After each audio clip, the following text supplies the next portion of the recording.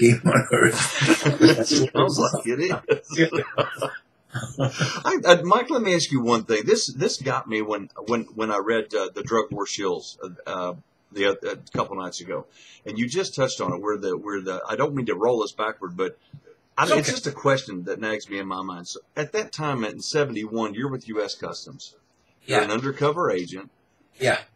How in the hell does the CIA come in and tell you what to do?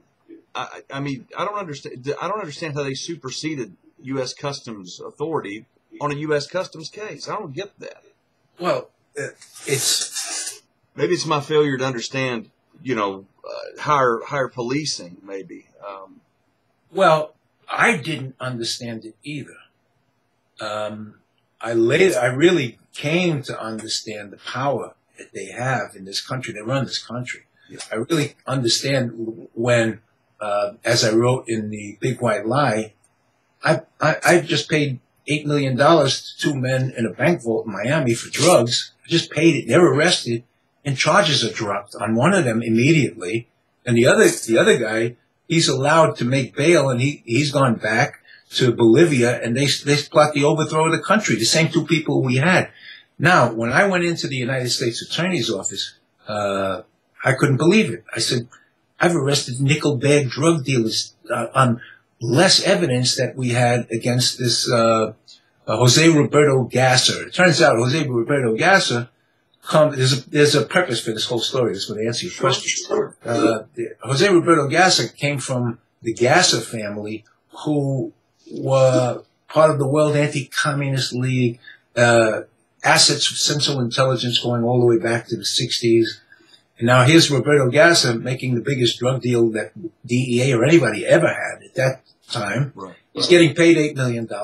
He walks out of the bank. He's arrested with the $8 million by DEA. All charges are dropped. The man doesn't spend a night in jail. How does that happen? The man who ordered the charges dropped, what the hell was his name? His name just escaped me. It's in the book. I have a photo of him in the book, actually, because he's the same man who prosecuted Manuel Noriega. The same U.S. attorney. He dropped all charges.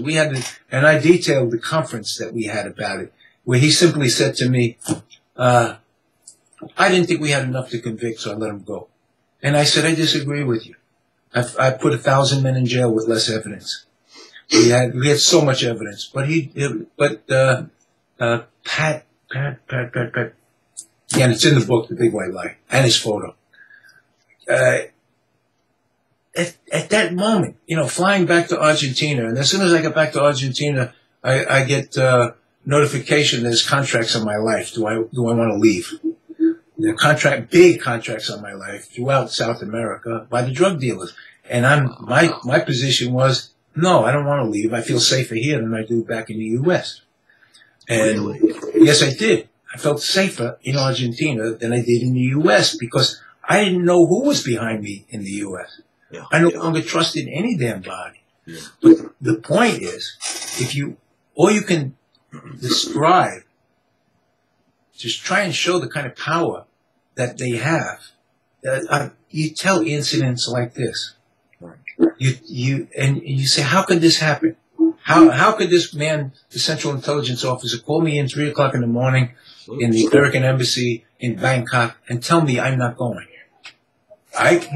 He was right. I was a GI. I was a military policeman up in not too many years before that, and I followed orders. I was a chain of command guy. Well, I think you even said in your paper you were young and somewhat more naive then as well, right? Oh my God, yeah, sure. I was that guy trying to play straight in the dirty card game and not knowing I was in the dirty card game. Well, along what you're talking about, the CIA's seemingly their total control of our society. I can't remember the lady's last name to save my life, and again, I apologize about that because it slipped me. But Anne, I can't remember Annie. So she's an MI6 or MI5 agent that is. She's her and the partner she had as a fellow agent. They're both over in Germany now to get away from England. because England wants them so bad and wants to prosecute them. And the only reason why they want to prosecute him is because Annie became a whistleblower. And she basically told the story about how MI6, which is apparently England's version of the CIA, how MI6 has a special, I'll call it a division within MI6 to pretty much dictate and shape media stories and dictate and shape content that's going to be broadcasted over radio waves, etc. And I was surprised because she even brought up the fact, and I researched this and she was correct, that CNN, back in like the Desert Storm days, when we saw a lot of that broadcasting, that was heavily manipulated. She brought up the fact that there were people there from the DOD and the CIA right there at the editor's desk dictating what news would go out and what news would be. See, Tim, they have a legitimate concern on what news goes out. And that is, they don't want the news to give out something that'll help the enemy, allegedly. Yeah. Now, with that power, who's to stop them from saying that'll hurt an American case, that'll hurt an American operation? That they don't have to explain it. That's all they have to say. So what you're saying is, well, we've got to trust them until they show us that you can't trust them, and they have. That's the problem. They have. Central Intelligence has shown us over and over and over, we can't trust you. Do you think that there was ever a good day, Mike, for them? I mean, do you think that maybe back in the days of like the OSS, before they, transformed into the CIA, do you think they started out with the correct intention? Because, I mean, there's old black and white footage of, Ike, of Eisenhower leaving office.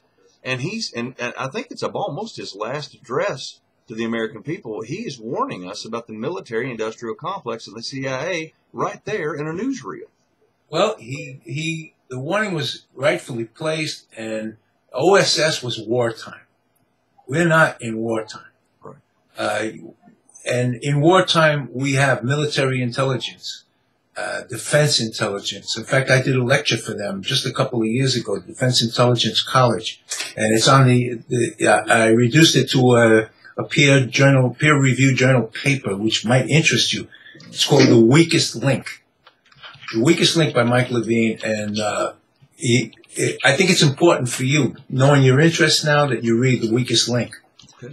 And the Weakest Link goes into the structure of police agencies, intelligence agencies, and it shows that I prove by example how having one corrupt link in the chain of command, one inept link in the chain of command, screws the whole thing up. Yes, sir. And it's impossible to say.